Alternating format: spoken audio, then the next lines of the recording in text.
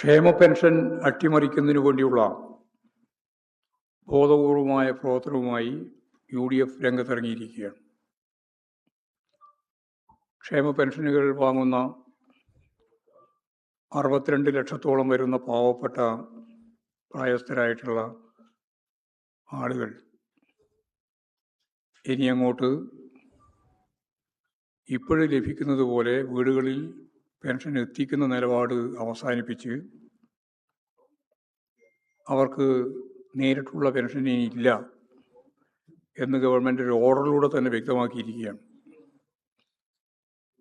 നമുക്കറിയാം 1980-ലാണ് കർഷക തൊഴിലാളികൾ പാവപ്പെട്ട ഒരു ജനവിഭാഗമെന്ന് കണക്കിലെടുത്ത് നായനാർ ഗവൺമെൻറ് അന്ന് പ്രതിമാസം 45 റുപ്യ പെൻഷൻ അനുവദിക്കുന്ന നില സ്വീകരിച്ചു. ആ 45 റുപ്യയാണ് ഇപ്പോൾ 2000 തുക വർദ്ധിച്ച് എത്തി നിൽക്കുന്നത്. 45 റുപ്യ കർഷക തൊഴിലാളികൾക്ക് പെൻഷൻ കൊടുക്കുന്നു എന്ന് പറഞ്ഞപ്പോൾ അന്നത്തെ പ്രതിപക്ഷ നേതാവ് കോൺഗ്രസിൻ്റെ പ്രമുഖനായ നേതാവാണ് കെ കരുണാകരൻ. കരുണാകരൻ അന്ന് പറഞ്ഞത് പ്രത്യുൽപാദനപരമല്ലാത്ത ഈ പെൻഷൻ പദ്ധതി, അതിൻ്റെ ചെലവ് നാടിന് വലിയ നഷ്ടമാണ് ഉണ്ടാക്കാൻ പോകുന്നത് എന്നാണ്. ഇതിൻ്റെ അർത്ഥം കോൺഗ്രസും UDF-ഉം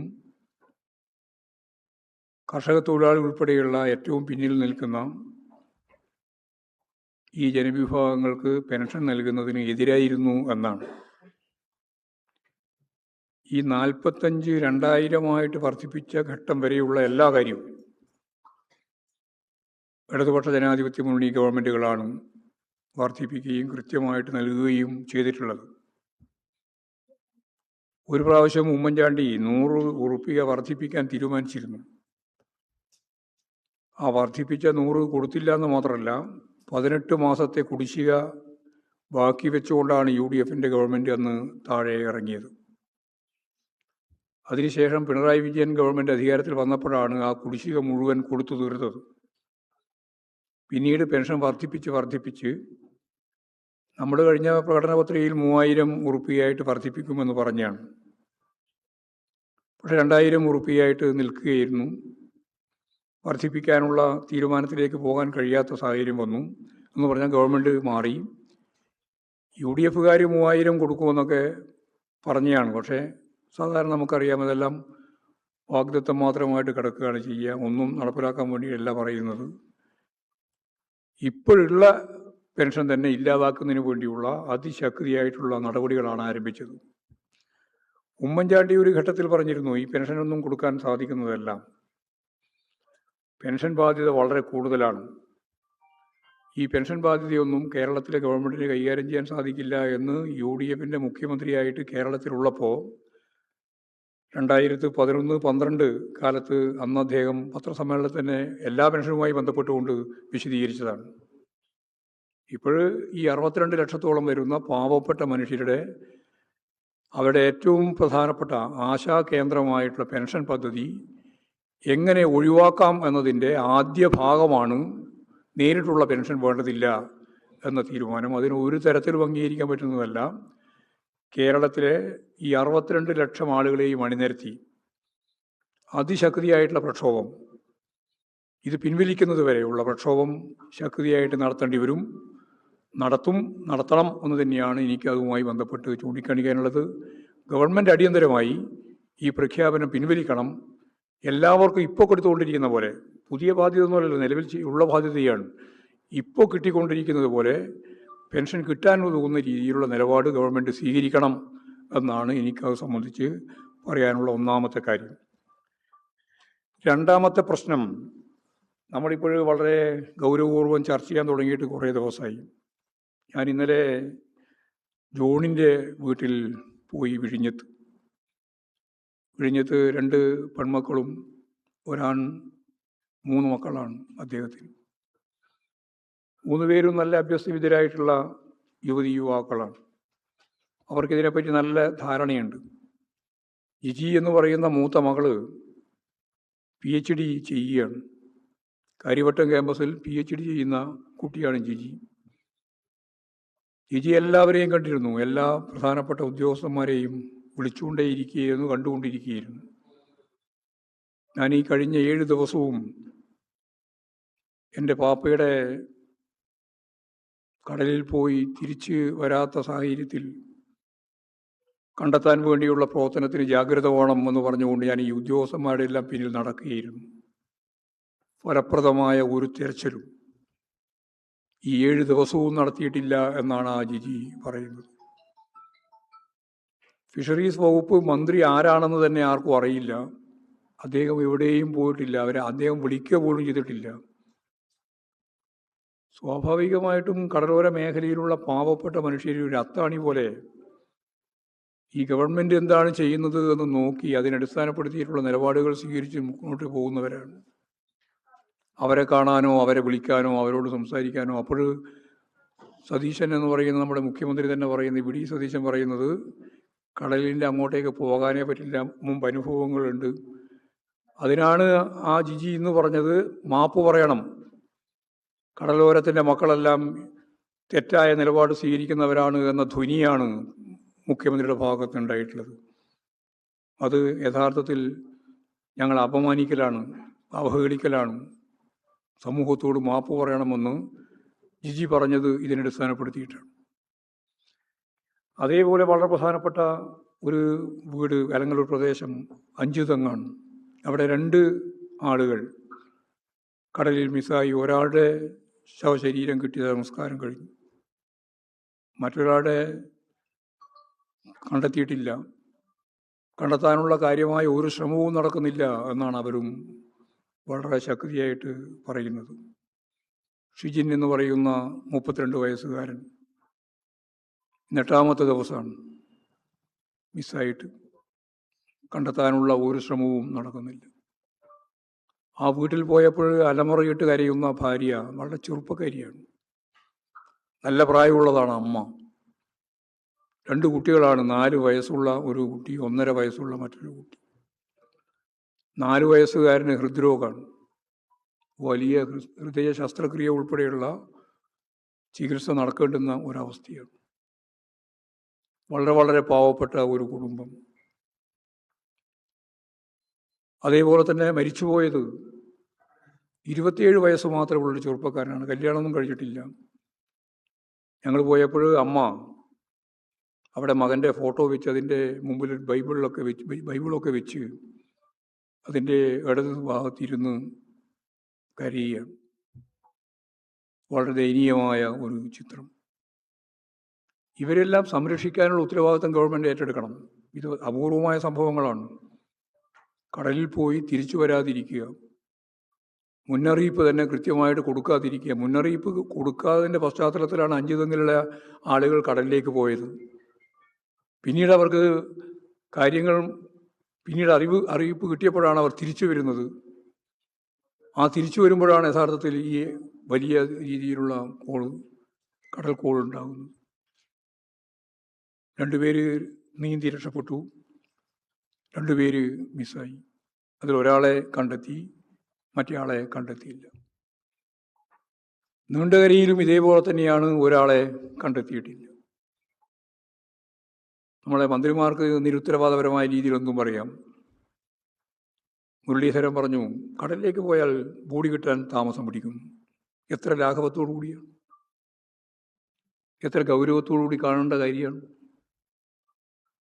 ഈ രീതിയിൽ നിലപാട് സ്വീകരിച്ചുകൊണ്ടിരിക്കുകയാണ്. മുഖ്യമന്ത്രിക്ക് ഇതിൽ കൃത്യമായിട്ടുള്ള എല്ലാറ്റിനെയും കോർഡിനേറ്റ് ചെയ്യാനുള്ള സാഹചര്യമില്ല.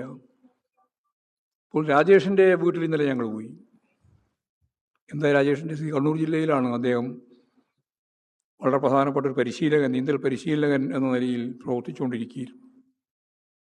അവിടെയാണ് അപകടത്തിൽപ്പെട്ടത്. തൻ്റെ സ്വന്തം ജാക്കറ്റ് അഴിച്ച് അപകടത്തിൽപ്പെട്ട ഒരാളുടെ കയ്യിൽ എത്തിച്ചു കൊടുത്ത് അദ്ദേഹം നീന്തി രക്ഷപ്പെട്ടു, ജാക്കറ്റ് ഉപയോഗിച്ചിട്ട്. ജാക്കറ്റ് നഷ്ടപ്പെട്ടു പോയ ഈ ചെറുപ്പക്കാരൻ രാജേഷിന് തിരിച്ചു കയറാൻ സാധിച്ചില്ല. അത്യപൂർവമായ സംഭവമാണ്. ആ ചെറുപ്പക്കാരൻ ആ ചുഴിയിൽ പെട്ട് മരിക്കുകയാണ് ചെയ്തത്. അപ്പോഴും ബോഡി കണ്ടെത്താൻ വേണ്ടിയിട്ടുള്ള ശ്രമവും സത്യം പറഞ്ഞാൽ ഫലപ്രദമായി നടന്നില്ല. എല്ലാവരും കൂടി ചേർന്ന്, നാട്ടുകാരുൾപ്പെടെ എല്ലാവരും ചേർന്ന് നടത്തിയിട്ട് 3-4 ദിവസം കഴിഞ്ഞപ്പോഴാണ് ബോഡി കിട്ടിയത്. ആ ബോഡി കണ്ണൂർ മെഡിക്കൽ കോളേജിൽ കൊണ്ടുപോയി പോസ്റ്റ്മോർട്ടം നടത്തി തിരിച്ച് കൊണ്ടുവന്നതിൻ്റെ ഒരു അപമാനകരമായൊരു ചിത്രമുണ്ട്. 3-4 ദിവസം വെള്ളത്തിൽ കിടന്ന ബോഡിയാണ്. പോസ്റ്റ്മോർട്ടത്തിന് ശേഷം തിരിച്ചു കൊണ്ടുവരുമ്പോൾ റവന്യൂ വകുപ്പാണ് ഇതിൻ്റെ ഭാഗമായിട്ടുള്ള കാര്യങ്ങൾ കൈകാര്യം ചെയ്യുന്നത്. തഹസിൽദാരാണ്, പയ്യന്നൂർ തഹസിൽദാർ. ആ പയ്യന്നൂർ തഹസിൽദാർ വളരെ ലാഘവത്തോടു കൂടി പറഞ്ഞു, എല്ലാവരും പോയി, ജനപ്രതിനിധികൾ ഉൾപ്പെടെ എല്ലാവരും പോയിട്ട് പറഞ്ഞു ഫ്രീസർ വേണം, കാരണം 3-4 ദിവസമായി ബോഡി വെള്ളത്തിലാണ്, പോസ്റ്റ്മോർട്ടത്തിന് ശേഷം തിരുവനന്തപുരത്തേക്ക് എത്തിക്കേണ്ടതാണ്, ആംബുലൻസ് ഉണ്ട് പക്ഷേ ഫ്രീസറില്ല. ഫ്രീസറിലൊന്നും കാര്യമില്ല, ഞങ്ങൾ ആസാമിലേക്ക് കയറ്റി അയച്ചിട്ടുണ്ട്, പിന്നെയാണോ തിരുവനന്തപുരത്തേക്ക് എന്നാണ് തഹസിൽദാരുടെ ചോദ്യം. നിരുത്തരവാദപരമായ നിലപാടാണ് റവന്യൂ വകുപ്പ് കൈകാര്യം ചെയ്തത്. ആരോഗ്യ വകുപ്പുമായിട്ട് ബന്ധപ്പെട്ട ഒരു കാര്യവും ചർച്ച ചെയ്തിട്ടുമില്ല. മെഡിക്കൽ കോളേജിൽ തന്നെ കൃത്യമായിട്ട് ഈ കാര്യം അറിയിച്ചിട്ടില്ല. അവസാനം ബോഡിയുമായിട്ട് കോഴിക്കോട് കഴിയുമ്പോഴത്തേക്ക് തന്നെ ദുർഗന്ധം ആയി, വണ്ടി മുന്നോട്ടേക്ക് പോകാൻ കഴിയാത്ത സാഹചര്യം വന്നു. അവിടുന്ന് ചാവക്കാട് എത്തിയപ്പോഴാണ് ഇനി മുമ്പോട്ടേക്ക് പോകില്ല എന്ന് ഉറപ്പ് വന്നപ്പോൾ ഫ്രീസർ കൊണ്ടുവന്ന് ശവശരീരം ഇങ്ങോട്ടേക്ക് തിരുവനന്തപുരത്തേക്ക് എത്തിച്ചത്. ഇത് വിവരമറിഞ്ഞ് മെഡിക്കൽ കോളേജിലുള്ള ആളുകളാണ് പണം അയച്ചു കൊടുത്തത് ഗൂഗിളിൽ.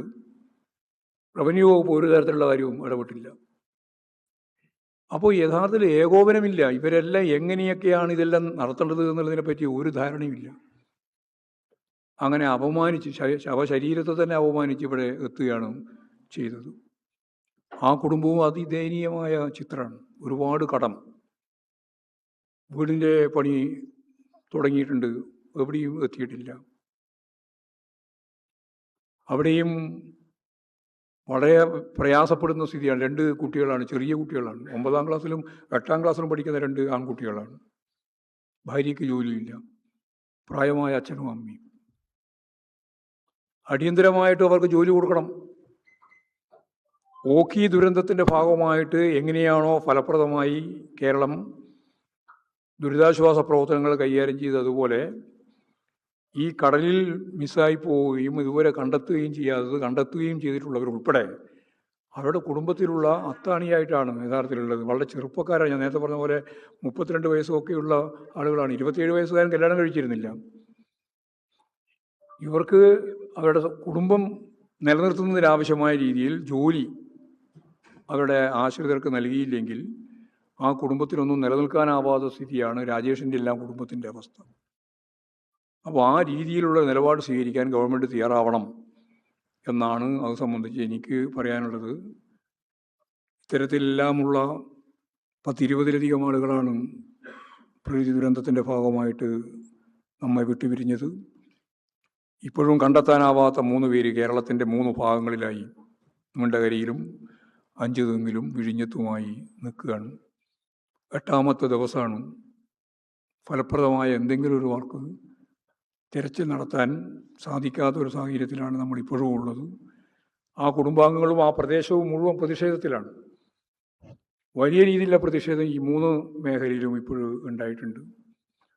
മുമ്പ് ഇങ്ങനെയുള്ള ഏതെങ്കിലും സംഭവം ഉണ്ടായാൽ ഇടതുപക്ഷ ജനാധിപത്യ മുന്നണി ഗവൺമെൻറ്റിൻ്റെ കാലത്ത് അപ്പോൾ തന്നെ മന്ത്രിമാരുൾപ്പെടെ പോകുമ്പോൾ അവിടെ പ്രതിഷേധമാണ്.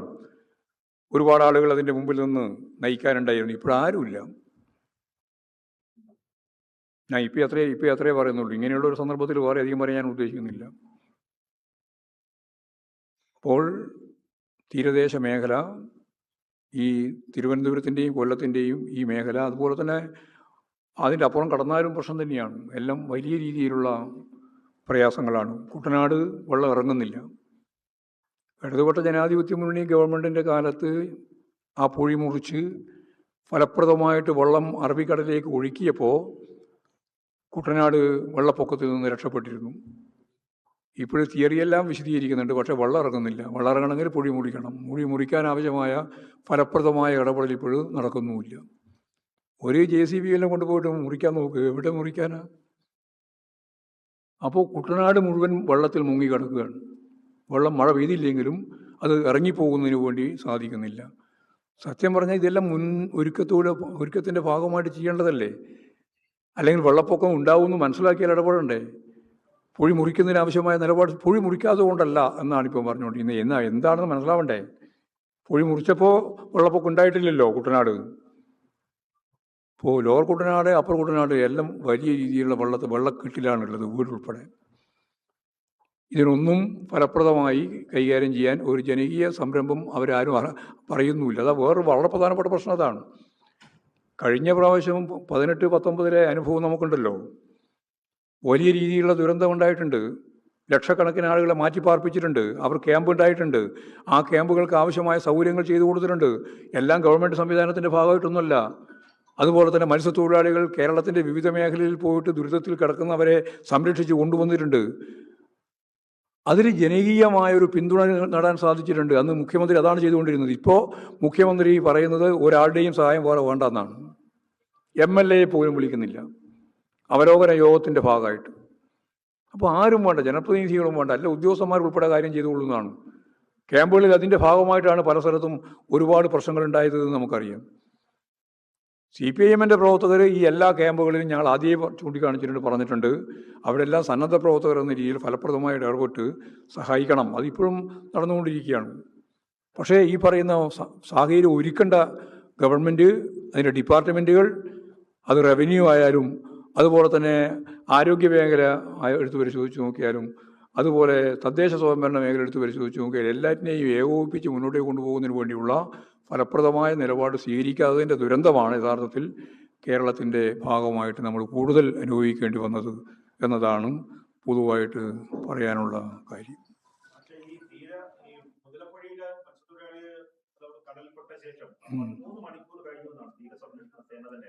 അതെ, താമസിച്ചിട്ടാ വന്നത്. അവർ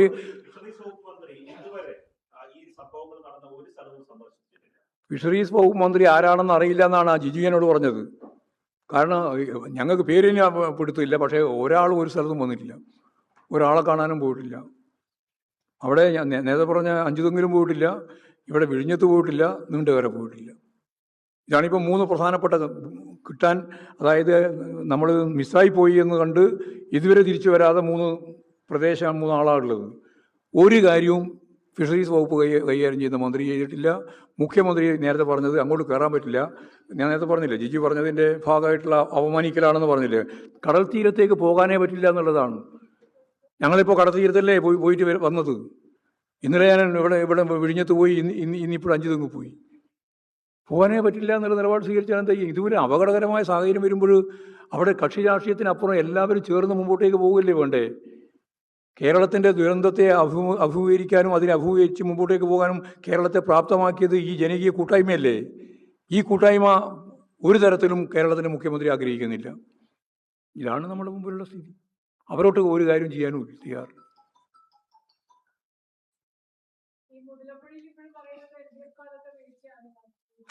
അതങ്ങനെ പറഞ്ഞുകൊണ്ടിരിക്കും, എല്ലാ കാലത്തും പറഞ്ഞുകൊണ്ടിരിക്കുകയാണ്.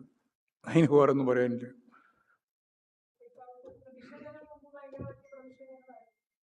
പ്രതിഷേധം, വലിയ പ്രതിഷേധം ഇപ്പോൾ നടന്നുകൊണ്ടിരിക്കുകയാണ്. ഇപ്പോഴും ഞങ്ങൾ അവിടെ നിന്ന് വരുമ്പോൾ തന്നെ അവർ പ്രതിഷേധിക്കാൻ വേണ്ടി പുറപ്പെട്ടിട്ടുണ്ട്. കാരണം ഇന്ന് രാവിലെ ബോഡി കിട്ടി എന്ന് പറഞ്ഞിട്ടുള്ള ഒരു പ്രചരണം വന്നു. ആളുകളെല്ലാം ഓടിയാടി എത്തിയപ്പോൾ ബോഡി കിട്ടിയിട്ടില്ല, വെറുതെ കള്ളപ്രചരണമായിരുന്നു. അപ്പോൾ ശക്തിയായ രീതിയിലുള്ള ഒരു വൈകാരിക തലമാണ് നമ്മൾ കണ്ടത്. അലമുറയിട്ട് കരയുന്ന സ്ത്രീകളെയാണ് കാണുന്നത്. അപ്പോൾ സ്വാഭാവികമായിട്ടും ഇത് ഗവൺമെൻറ് ഇതിൻ്റെ അകത്ത് രാഷ്ട്രീയമല്ല കളിക്കേണ്ടത്. പണ്ടത്തേതാണ് ഇപ്പോഴത്തേതൊന്നും പറഞ്ഞിട്ട് കാര്യമില്ല. അത് ഫലപ്രദമായിട്ട് നേരിടണം. ക്രൈസിസ് ഉണ്ടാവും. ഞാൻ നേരത്തെ മുമ്പ് പറഞ്ഞു, ആ ക്രൈസിസിനെ അഭിമുഖീകരിക്കാനുള്ള ശേഷിയല്ലേ ശരിയായ രീതിയിലുള്ള ഒരു വിൽ പവറോടുകൂടി കൈകാര്യം ചെയ്തു പോകുന്ന ഒരു ഗവൺമെൻറ് ചെയ്യേണ്ടത്. അത് ചെയ്യുന്നില്ല, ചെയ്യാതിരിക്കുകയാണ്. മഴ കുറഞ്ഞത് കേരളത്തിൻ്റെ ഭാഗ്യം. മഴ കുറഞ്ഞിട്ടും രക്ഷയില്ലാത്തതാണ് ഞാൻ നേരത്തെ പറഞ്ഞത്. കുട്ടനാട് മഴയൊന്നുമില്ല, പക്ഷേ വെള്ളക്കെട്ടാണ്. ഒന്നും ചെയ്യാൻ സാധിക്കില്ല, ഇറങ്ങാൻ സാധിക്കില്ല പുറത്ത്. ആ വെള്ളക്കെട്ട് ഒഴിവാക്കണമെങ്കിൽ പൊഴി മുറിച്ചാലേ പറ്റുള്ളൂ. അത് മുറിക്കുന്നതിന് വേണ്ടി ആവശ്യമായ ഫലപ്രദമായ ഇടപെടലുമില്ല. ഇത്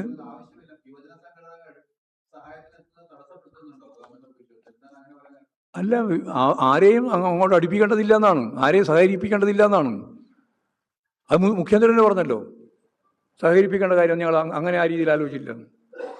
അത് മുമ്പേ അവരെതിരായിരുന്നു.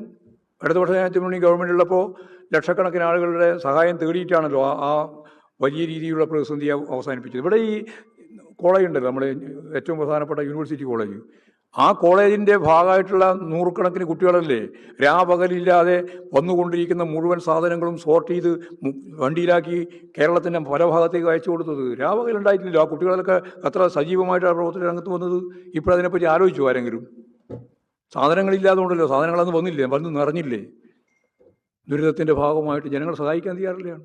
പക്ഷെ ഇതൊന്നും ഇപ്പോൾ നടത്താൻ തയ്യാറില്ല. അതാണ് കാര്യം. ആ അല്ല, അത് ആകെ വരുന്നതാണ് നമ്മളെ പ്രതീക്ഷിക്കുന്നത്. ഈ 62 ലക്ഷം ആളുകളും ആ പ്രക്ഷോഭത്തിൻ്റെ ഭാഗമായിട്ട് വരണമെന്നാണ് ഞാൻ കാണുന്നത്. അല്ലാണ്ട് ഞങ്ങളിപ്പോൾ CPIM കുടിയും പിടിച്ച് പോയിട്ട് ഒരു സമരം നടത്താനല്ല ഉദ്ദേശിക്കുന്നത്. ഇന്നിപ്പോൾ കർഷക തൊഴിലാളി യൂണിയൻ്റെ ഭാഗമായിട്ടുള്ള പ്രകടനങ്ങളും പരിപാടികളൊക്കെ ഇന്നലെ രാത്രിയോടുകൂടി വിവരം കിട്ടിയപ്പോൾ തന്നെ തുടങ്ങിയിട്ടുണ്ട്. അതിന് തുടരും. ആ തുടരുന്നതിനോടൊപ്പം ഇത് ഈ ഓരോ വീട്ടിലും കൃത്യമായിട്ട് ധാരണ ഉണ്ടാക്കി അതിനടിസ്ഥാനപ്പെടുത്തി അവർ തന്നെ ശക്തിയായ രീതിയിൽ സമരത്തിലേക്ക് വരും. ഈ പ്രത്യേകിച്ച് ഈ 62 ലക്ഷം ആളുകൾ.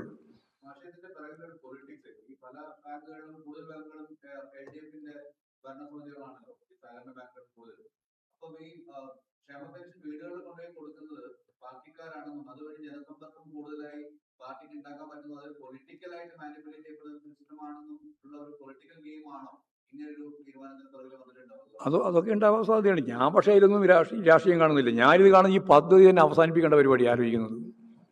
അതിനോട് വിതരണം മാത്രമല്ല പ്രശ്നം. നിങ്ങൾ ആരെങ്കിലും വിതരണം നടത്തിക്കോ. ഞങ്ങൾക്ക് ഇപ്പോൾ ഇന്ന് ആളുകൾ വിതരണം നടത്തണമെന്നുള്ള ഒരു നിർബന്ധവുമില്ല. നിങ്ങൾ ഈ കേരളത്തിലെ ഈ 62 ലക്ഷം പാവപ്പെട്ട മനുഷ്യർക്ക് മാസാമാസം വീടിൽ കൃത്യമായി കിട്ടിക്കൊണ്ടിരിക്കുന്ന ആ അവരുടെ പെൻഷൻ 2000 രൂപ അതിന് വർദ്ധിപ്പിക്കുന്നുണ്ടെങ്കിൽ അത് അവർക്ക് കിട്ടണം. അവർക്ക് കിട്ടാൻ ആവശ്യമായ രീതിയിലുള്ള എന്ത് ഏജൻസി എന്ത് വേണോ അത് നിങ്ങൾ കൊടുത്തോ. പക്ഷേ ഇവരെല്ലാം ദേശാകൃത ബാങ്കിൽ പോയിട്ട് അവിടെ നിന്ന് പണം വാങ്ങണമെന്ന് പറഞ്ഞാൽ നിങ്ങൾ ആലോചിച്ച് നോക്കി, 80-85 വയസ്സ് പ്രായമുള്ള ആളുകൾ ഒന്ന് അന്വേഷിക്കാൻ പോകണം, പണം വന്നു എന്ന് പറഞ്ഞാൽ പിന്നെ പോയി നിന്ന് നിന്നിട്ട് എപ്പം കിട്ടുന്ന, ഏത് ദേശാകൃത ബാങ്കിൽ നിന്ന് കിട്ടുന്നതാണ്? പിന്നെ അതിൻ്റെ തന്നെ എന്തെല്ലാം പിഴകൾ, പ്രശ്നങ്ങൾ എന്തൊക്കെയാണ് അഭിമുഖീകരിക്കേണ്ടി വരുന്നത്? യാതൊരു അല്ലലില്ലാതെ വീട്ടിൽ കിട്ടിയിരുന്ന ഈ പണം 2000 രൂപ ഒരു പാവപ്പെട്ട കർഷക തൊഴിലാളിക്ക്, ഒരു പാവപ്പെട്ട സ്ത്രീക്ക്, പുരുഷന്, ആരായാലും അവർക്ക് കിട്ടിക്കൊണ്ടിരിക്കുന്ന ഈ ആനുകൂല്യമല്ലേ അവസാനിപ്പിക്കുന്നത്. എന്നിട്ട് പോയിട്ട് ദേശാകൃത ബാങ്കുമായിട്ട് ബന്ധപ്പെട്ട് അതിൻ്റെ കമ്മീഷൻ ഉൾപ്പെടെ എല്ലാം കഴിച്ചിട്ടേ അതും കിട്ടുള്ളൂ. ഒരു തരത്തിലും അംഗീകരിക്കാൻ കഴിയുന്ന ഒന്നല്ല ഇത്. ശക്തിയായിട്ട് ഇതിനെതിരായിട്ട് ഈ 62 ലക്ഷം ആളുകൾ കക്ഷി രാഷ്ട്രീയത്തിലതീതമായിട്ട് ഈ നിലപാടിനെതിരായിട്ട് മുമ്പോട്ടേക്ക് വരുമെന്ന് തന്നെയാണ് ഞാൻ പ്രതീക്ഷിക്കുന്നത്. അതുകൊണ്ട് അതിൽ പാർട്ടി എന്ന രീതിയിൽ ഇടപെട്ട് എന്തെങ്കിലും തീരുമാനം എടുക്കാനല്ല. പാർട്ടി ഞങ്ങൾ ഈ കാര്യങ്ങൾ വ്യക്തമാക്കിയിട്ടുണ്ട്. ഇനി കർഷക തൊഴിലാളി യൂണിയൻ ഉൾപ്പെടെയുള്ള എല്ലാ സംഘടനകളും, സംഘടിത പ്രസ്ഥാനങ്ങളാകുകയും ഇനി ഒരു തരത്തിലുള്ള രാഷ്ട്രീയത്തിൻ്റെ ഭാഗമായിട്ടാവാത്ത ആളുകളും എല്ലാം ചേർന്നുകൊണ്ട് ഒരു വലിയ പ്രക്ഷോഭം തന്നെ ഇതിൻ്റെ ഭാഗമായിട്ട് ഉയർന്നു വരുമെന്ന് ഞാൻ പ്രതീക്ഷിക്കുന്നുണ്ട്. അതിലൊരു രാഷ്ട്രീയം നോക്കേണ്ട കാര്യമില്ല. ഇത് വളരെ പ്രധാനം, ഇന്ത്യക്ക് മാതൃകയാവുന്ന ഒരു പരിപാടിയാണ്. ക്ഷേമ പെൻഷനുകൾ കൃത്യമായിട്ട് നൽകുന്നത് ഇന്ത്യയിൽ തന്നെ ഏറ്റവും ശരിയായ രീതിയിൽ കേരളമാണ് കൈകാര്യം ചെയ്യുന്നത്. പണ്ട് ഉമ്മൻചാണ്ടി 18 മാസത്തിൽ കുടിശ്ശികയാക്കിയിട്ടാണ് പോയത്. അപ്പോൾ അതെല്ലാം കൃത്യമായിട്ട് കൈകാര്യം ചെയ്തു പോയതാണ് കേരളത്തിൻ്റെ മാതൃക. അപ്പോൾ അത് തകർക്കാൻ വേണ്ടിയിട്ടുള്ള ശ്രമത്തെ കേരളം ഒറ്റക്കെട്ടായിട്ട്, നിങ്ങൾ മാധ്യമങ്ങളൊക്കെ ശക്തിയായിട്ട് ഇടപെടേണ്ടതാണ്. കാരണം നിങ്ങൾക്കെല്ലാം ബാധ്യതയുണ്ട്. ഈ പാവപ്പെട്ട 62 ലക്ഷം ആളുകൾക്ക് വീട്ടിൽ കൃത്യമായിട്ട് കിട്ടി. ഇനിയിപ്പോൾ ഇത് ഞാൻ നേരത്തെ പറഞ്ഞ പ്രായമുള്ളവർക്ക് നേരിട്ട് പോകാൻ പറ്റില്ല. ആരെങ്കിലും ഏൽപ്പിക്കേണ്ടി വരും. ഏൽപ്പിച്ചു കൊണ്ടാൽ കൃത്യമായിട്ട് ഇത് തിരിച്ചു കിട്ടുന്നതിന് വല്ല വ്യവസ്ഥയുണ്ടോ? അത് വീട്ടിലുള്ളവരായാൽ തന്നെ. അപ്പോൾ വളരെ വളരെ തെറ്റായ ഒരു നിലപാടിലേക്കാണ് ഗവൺമെൻറ് മാറുന്നത്. ഇത് അവസാനിപ്പിക്കാനുള്ള ഒരു ശ്രമത്തിൻ്റെ ആദ്യ പടിയാണ്. അത് കൃത്യമായിട്ട് ജനങ്ങൾ തിരിച്ചറിയണം. അതിന് രാഷ്ട്രീയം പറയാതെ, രാഷ്ട്രീയത്തില്ല ഇതിൻ്റെ അകത്ത് തോന്നേണ്ടത്. എല്ലാവരും ശക്തിയായിട്ട് ഈ പാവപ്പെട്ട 62 ലക്ഷം ആളുകൾക്ക് പിന്തുണ നൽകണം എന്നാണ് മാധ്യമങ്ങളോട് എനിക്ക് അഭ്യർത്ഥിക്കാനുള്ളത്.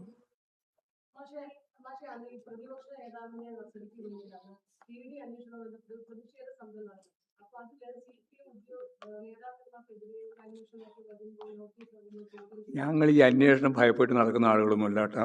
നിങ്ങൾ ശരിക്കും മനസ്സിലായിക്കോ. ഒരു പത്രത്തിൽ ഇങ്ങനെ വന്നപ്പോൾ പിന്നെ ഞങ്ങളെല്ലാം മാളത്തിൽ ഒളിക്കുന്നു ഞങ്ങൾ തിരിച്ചിട്ടുണ്ട്. ഞങ്ങൾക്ക് കൃത്യമായിട്ട് അറിയാം ഈ ഭരണകൂട സംവിധാനത്തിൻ്റെ രീതി എന്താണെന്ന്. അതുകൊണ്ട് മറ്റ് ഞങ്ങളൊക്കെ സഹാക്കൾ ഇപ്പോൾ ജയിലിൽ കിടന്നില്ലേ, ആ ജയിലിൽ കിടന്നിട്ട് ഇപ്പോൾ ജാമ്യത്തിലേക്ക് വന്നുകൊണ്ടേയിരിക്കുന്നേ ഉള്ളൂ. ഇന്നും നാളെയൊക്കെ ആയിട്ടാണ് പൂർണ്ണമായിട്ട് ഇറങ്ങാൻ പോകുന്നത്. അങ്ങനെയുള്ള സഹാക്കളൊക്കെ ജയിലിൽ തന്നെ കിടക്കേണ്ടി വന്നിട്ടുണ്ട്. പിന്നെ ഞാനും ഉൾപ്പെടെയുള്ള 3-4 ആളെ ചോദ്യം ചെയ്യുന്ന ഇത്ര വലിയ പ്രയാസം ഉണ്ടാകേണ്ട എന്താ കാര്യമുള്ളത്?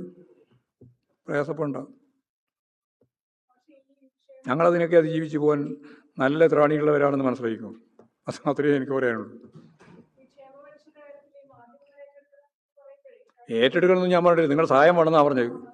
രണ്ടും രണ്ടർത്ഥമാണ്. നിങ്ങൾ ഏറ്റെടുക്കണം എന്ന് പറയുന്നതും നിങ്ങൾ ഇതിനെ സഹായിക്കണം എന്ന് പറയുന്നതും രണ്ടും രണ്ടാണ്. അതെ, ആയിക്കോട്ടെ, വന്നല്ലോ, ഇപ്പോഴല്ലേ ഞാൻ പറയുന്നത്. അതേ എല്ലാം പത്രത്തിലൊക്കെ ഇന്നലെ രാത്രി വന്നപ്പോൾ കൃത്യമായിട്ട് വന്നിട്ടുണ്ട്. അതിൻ്റെ പ്രതികരണം എന്താണെന്ന് ഇന്നിപ്പോൾ പ്രതിപക്ഷ നേതാവ് പറഞ്ഞിട്ടുണ്ട്, ഞാനിപ്പോൾ പറഞ്ഞിട്ടുണ്ട്. കർഷക തൊഴിലാളി യൂണിയൻ്റെ സ്റ്റേറ്റ്മെൻറ്റ് ഇന്നലെ വന്നിട്ടുണ്ട്. എല്ലാം വന്നിട്ടുണ്ട് കൃത്യമായിട്ട്. നിങ്ങളിങ്ങനെ ഓരോന്ന് കണ്ടുപിടിക്കാൻ നടക്കുകയാണ്. നിങ്ങൾ കണ്ടുപിടിച്ചോണ്ടിരിക്കും പുതിയ ഗവേഷണം നടത്തിയിട്ട്.